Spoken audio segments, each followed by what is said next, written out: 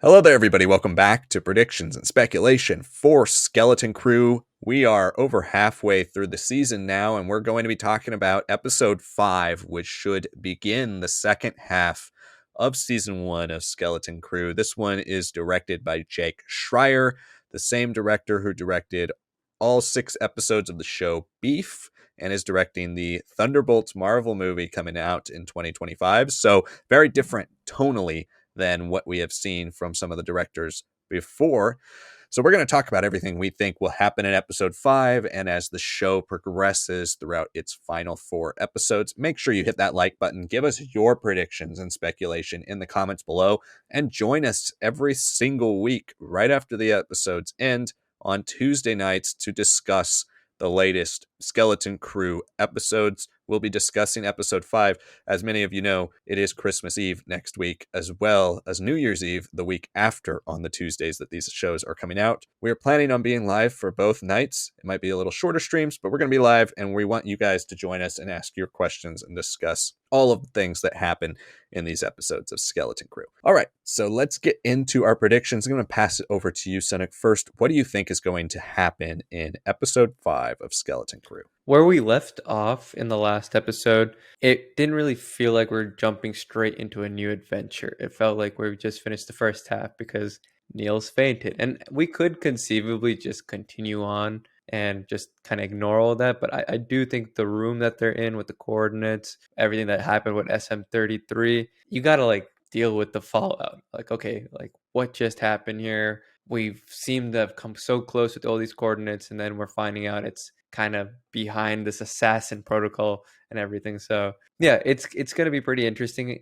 to see exactly where they pick it up, but I wouldn't be surprised, and I would prefer it honestly if they treat this episode as the second half of everything that's happened in that first half of the episode, because as much as I liked episode 4, I did find it maybe the weakest of the series so far. And I think if it's because it's just the first half of the full story, the full arc that's kind of being told before we move the story as close as possible to At-Attin, I think that would make sense. So I expect us to get a little bit more of an exploration of some of the runes, maybe getting a little bit more out of SM33. But I do think we're going to have to deal with some of the things that felt a little vague, or oh, that just feels convenient in this last episode. And most notably, everything with Jod, because, Jod just steps off of the ship talking about At-Attin with SM33, trying to jog up the old memory circuit. And then they're surrounded by one of the tribes. And you're like, okay, how did he get out of that? They all had weapons on him. He's with a droid that's not going to be very helpful to him or anybody there. It probably would make the situation worse. He's a good talker, but we've seen in the very first episode itself that there's only so much talk that will get you before mutiny or something of that sort will happen. So as an off-worlder and all that, how does he get past that and get the Yopis and get to the kids? And yes, he says he paid for them. Yes, they do say that they trade, hides for munitions and all that. So it's not like they don't have contact with some different part of the galaxy, but how did he just make it so conveniently to the kids, right? And I think we have to deal with that. I don't know if this is a situation where he'll reveal some of that information. I expect him to do just a little bit, but keep some very important facts for himself, maybe to build up a crew, build up some connections that he might try to bring into the story as we get later on into the season for the actual supposed treasure of At-Attin. Everything so far has just been, what is At-Attin? Where is At-Attin? Why is At-Attin hidden and all that? So if this mystery, this dream that all these pirates have of this At-Attin having treasure, maybe he's found something. Maybe there's something that outside of this hidden vault of knowledge with the star map and everything, maybe the people know about some stuff. Okay, there are some things on this planet that are valuable that were looted long ago. So maybe he knows generally if these things are matching up 1-to-1 for the most part, maybe he can kind of pinpoint that same location at At-Attin. And this would let us kind of play into that Han Solo vibe where he can kind of ride out the beginning of this next episode as a changed man, really with the crew and all that. But you can start inversing and being at the end of the day, he still is a pirate. He's still out looking for himself. He's got more to do with a Hondo than he does with a Han Solo, right? So I expect to see a little bit of that come into play. And I expect to see him take a little bit more screen time because he was very much a bit player in this last episode. Ideally, I don't think the kids should have huge roles. They still will be the connective glue, but we need to get to the parents. I really do think, and I've been clamoring the last 2 episodes to at least get some POV that's paralleling what the kids were doing, but we've stuck with the kids so far. I think we've reached, even if we do find some information through Judd, we've reached somewhat of an impasse from this kind of almost like mythological, archaic ruins explorations. Now we would need to see like some of the mystery of At-Attin that's still present. We've seen what happens to these destroyed planets. We don't know why they're destroyed. Maybe we'll get some clues with the parents. And at this point, with Fern's mom and Wim's dad, we gotta see how they're reacting, what they're doing, right? We've only gotten a glimpse of them in episode 3, and it was just a very small bit of the cold open. So I expect them to start working together, maybe kind of coming together because both their situations, both their workplaces are not giving them any hints or kind of limiting what they can do. So maybe they're trying to team up and kind of circumvent things. I know you brought up in a previous prediction, kind of going with like a little bit more like a corporate espionage vibe. I totally buy that, especially since it's a droid facilities everywhere. So why not like kind of see if you can trick them with some programming or whatnot, just to at least give yourself a temporary window to understand things. But I do expect to see their team up. I do expect to see some of that happen. And whatever information that they do find out, I think would be like sort of the answer that the kids eventually do find in that same episode. It'll just be like two sides of the same coin. And, I think that'll be kind of how this episode goes, just to get them kind of caught up with the story, get them with their own interesting narrative threads of,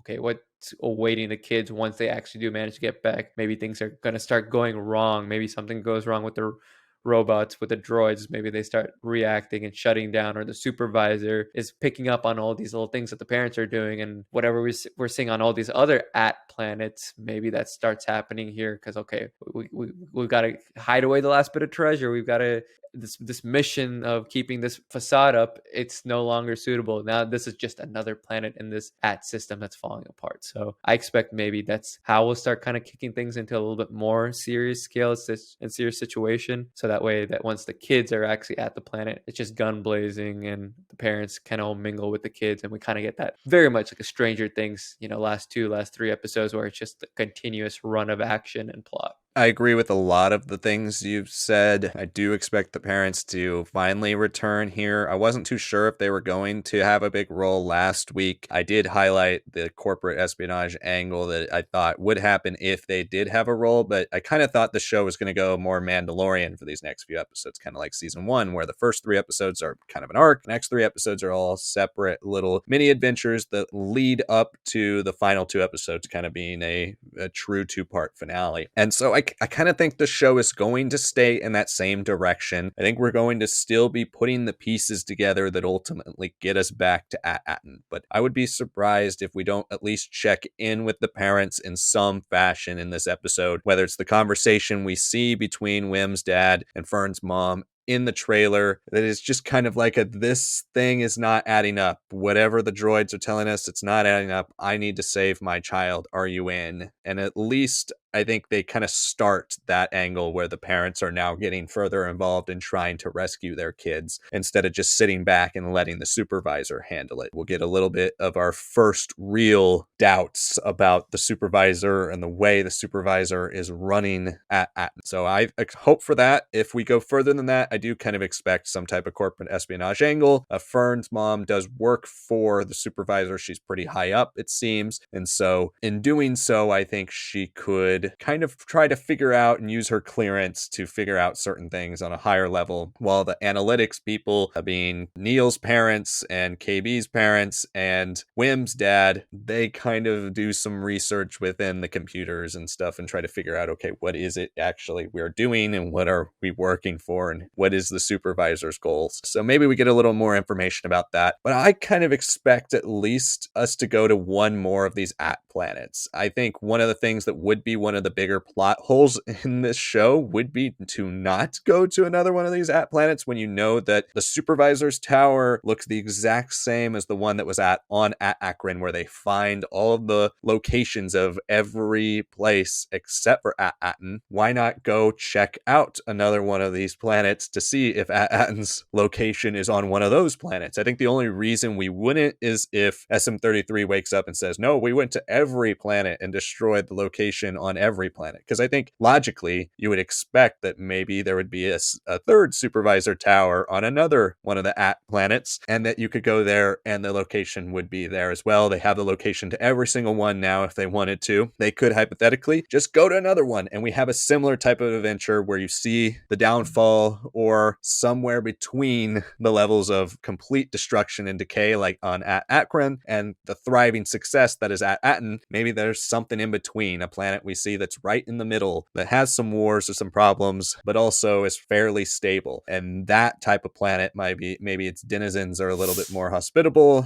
they're a little bit more knowledgeable about what some of the conflicts are, and they start to set up some of the other things about the supervisor of At-Attin and the history of At-Attin with the rest of these planets, and why At-Attin could be maybe an antagonistic force to the rest of these planets, or what its history is and who its supervisor is and how it's been run all these years. I think some of those seeds should be laid. I do agree that Jod needs a bigger role in this episode. It is a kind of, you don't believe anything he says in any of this show.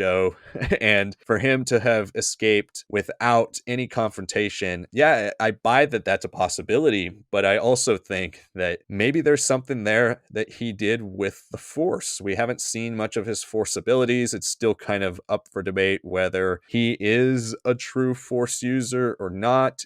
Did he show some type of display of power? SM-33 is kind of malfunctioning throughout episode 4, and so did Jod use SM-33 to take out all the enemies, and just SM-33 never said anything because nobody asked, or wiped his memory? And does Jod have access to messing with some of the things inside SM-33's head that caused him to continue to decline throughout this episode? I think we'll start to get a bit more about Jod, and I do expect this episode to now refocus, I think, on Fern or Wim. The last episode was a Neil episode. The episode before that, KB was the big star. The first 2 episodes were Wim versus Fern. And I think by the end of this episode, you see that nice moment with them where Fern's like, I don't know what I'm doing. I'm just making it all up. I can't lead everybody. And Wim gives his support behind her and says, well, I don't think I would have gotten this far. Maybe they start to work together as a team, 2 very different personalities, but they start to really come together, and that ultimately makes the team better for it, because now Neil is a little braver. KB connects with the rest of the group a bit better. I think we see the dynamic really grow. And in that way, Jod will become the odd one out again. And some of the things, the shadier things he's been doing while he's alone, maybe that starts to come to the forefront. And they really start to ask more questions about, okay, who is this guy? What can he do? And why is he not helping us more when we are struggling with this mission? And so I expect a lot of those things to happen, but I really do think we got to go to at least one more planet, if not at least find a droid smith for SM-33. I don't think any of these characters know how to fix his memories or how to turn him on without him trying to kill them all. So do they go to a droid smith? Do they find somebody we know already, like a Babu Frick, or do they find somebody completely new, somebody in a pirate's den that maybe Jod knows, and they use that character to repurpose SM-33's mind and figure out the secrets they're looking for? Because that is the other option, is they know that he knows where to go to get to At-Attin, so they don't necessarily have to go to another planet. But I think if they wanted to be safe, they could go to another planet instead of activating the murder droid who tried to just kill them all. But we'll see what happens. What do you guys think? Let us know in the comments below, and of course, make sure you join us for our stream this week on Tuesday right after the episode. Make sure you subscribe so you don't miss any more of these predictions. There will be predictions for every episode up through the finale, so make sure you stay tuned for all of that. Like the video if you haven't, comment below. Thank you so much for watching this week's predictions, and we will see you all next time.